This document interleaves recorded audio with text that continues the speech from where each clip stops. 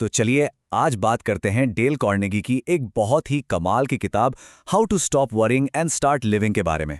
देखिए ये सिर्फ एक किताब नहीं है, बल्कि ये एक प्रैक्टिकल गाइड है। एक गाइड जो हमें चिंता पर जीत हासिल करने और एक खुशहाल, एक भरपूर जिंदगी जीने का रास्ता दिखाती है। और इसकी शुरुआत होती है एक बहुत ही पावरफुल आइडिया से। चिंता ये खुशी का खामोश चोर है जो हमारे दिमाग में घुसकर हमें चिंता के चक्कर में फंसाए रखता है। कार्नेगी की ये जो शानदार किताब है ना, ये हमें कुछ ऐसी स्ट्रैटेजीज देती हैं जो आज भी उतनी ही रेलेवेंट हैं जितनी तब थी जब ये पहली बार छपी थी। इसका पूरा का पूरा मकसद है हमारी सोच को बदलना और हमारी इमोशनल हेल्थ का कंट्रोल वापस हमारे अपने हाथों में देना। और पता है, बात सिर्फ चिंता को खत्म करने की नहीं है, बात है जिंदगी को खुलकर जीने की।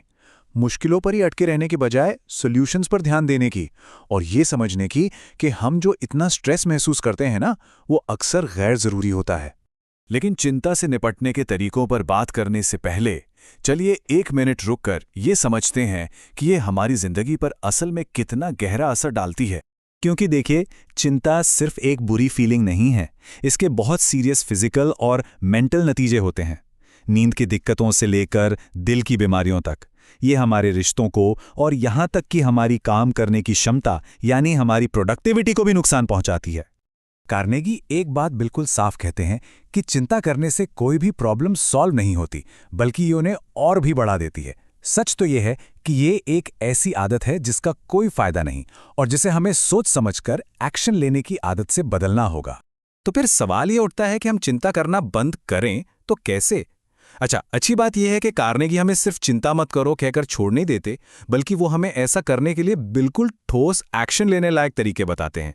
तो चलिए इस किताब के कुछ सबसे दमदार आइडियाज को जानते हैं। सबसे पहला प्रिंसिपल है दिन तंग डिब्बों में रहना। इसका मतलब बहुत सिंपल है। बीते हुए कल या आने वाले कल की फिक्र करने के बजाय अपना पूरा फोकस सिर्फ और सिर्फ आज पर लगाइए।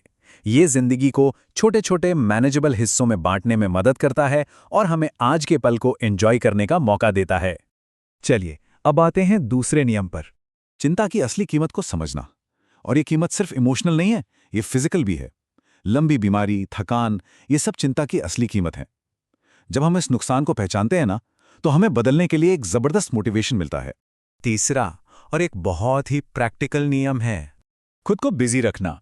कहते हैं ना, खाली दिमाग शैतान का घर, बिल्कुल वही बात है। जब हम किसी मीनिंगफुल काम में लगे रहते हैं तो हमारा दिमाग पॉजिटिव तरीके से बिजी रहता है और हमें कुछ हासिल करने का एक अच्छा एहसास भी होता है। तो बस बैठकर सोचते रहने से तो कहीं बेहतर है कि कुछ किया जाए। चौथा नियम हमें जिंदगी का एक बहुत गहरा सबक सिखाता है। जो होना तय है उसे स्वीकार करना।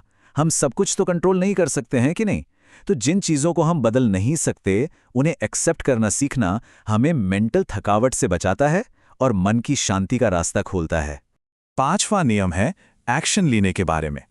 एक्शन लेना, ज्यादा सोचना, जिसे हम ओवर थिंकिंग भी कहते हैं, ये चिंता को और भी ज्यादा बढ़ा देता है। फैसला लेकर और कदम उठाकर हम अनिश्चितता को कम करते हैं और अपनी सिचुएशन पर कंट्रोल हासिल करते हैं। और अब छठा और आखिरी नियम, ग्रैटिट्यूड यानी कृतज्ञता का नजरिया अपनाना।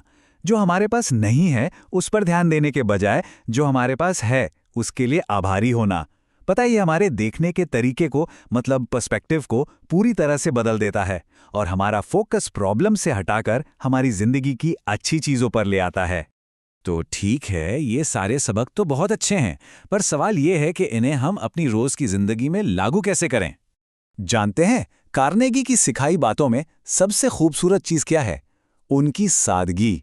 ये कोई मुश्किल फिलॉसफी नहीं है, बल्कि ये ऐसे प्रैक्टिकल कदम हैं जिन्हें कोई भी अपना सकता है। बस ये याद रखना है कि छोटे छोटे बदलाव ही आगे चलकर बड़ा फर्क लाते हैं। और आखिर में ये सब कुछ घूम फिर के एक ही जगह आता है, पर्सनल एम्पावरमेंट पर। कार्नेगी हमें याद दिलाते हैं कि चिंता करना एक चॉइस है, और जब हम चिंता के बजाय शांति को चुनते हैं तो हम एक ज्यादा खुशहाल जिंदगी का दरवाजा खोलते हैं। तो संक्षेप में कहें तो कार्नेगी का जो नजरिया है वो स्ट्रेस को असरदार ढंग से संभालने के लिए प्रोएक्टिव यानी पहले से ही तैयार होकर कदम उठाने के बारे में है। इन सब को अपनाकर हम इमोशनली ज़्यादा मजबूत बन सकते हैं, अपनी सेहत सुधार सकते हैं और ज़िंदगी में ज़्यादा सेटिस्फैक्शन, ज़्यादा संतुष्टि पा सकते हैं। ये सब कुछ अपने नज़रिए को बदलने की ताकत के बारे में है। तो आखिर में एक सवाल, क्या आपने ये किताब how to stop worrying and start living पढ़ी है? अगर हाँ, तो आपका एक्सपीरियंस कैसा रहा?